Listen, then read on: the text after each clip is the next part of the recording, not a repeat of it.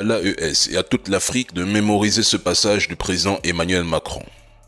Pour être libre dans ce monde, il faut être craint. Pour être craint, il faut être puissant. La nation, pour cela, doit être plus forte. Car c'est à la nation avant tout de défendre la nation. Cela passe d'abord par une meilleure prise de conscience de chaque Français et de tous les acteurs civils des menaces hybrides qui nous entourent. Il nous faut partout être préparés. Pour être libre, il faut être craint. Pour être craint, il faut être puissant. Recadrant son discours sur l'Afrique, en particulier l'AES, cette phrase aurait pu sortir de la bouche des chefs d'État Traoré, Goïta ou Tchani. Mais quand c'est dit par un dirigeant occidental, ça passe pour de la stratégie par ceux qui nous attaquent sur la toile.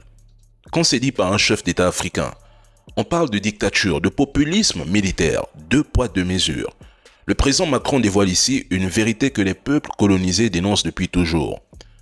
L'Occident ne respecte que la force, le rapport de force.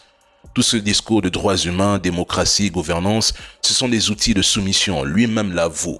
Pour être libre, il faut faire peur. Mais qui doit faire peur à qui? C'est ici qu'on bascule dans l'hypocrisie occidentale. Parce que lorsqu'un pays africain renforce sa souveraineté, on crie au danger, à l'instabilité, au repli. Mais quand la France veut devenir plus craint, elle parle de liberté.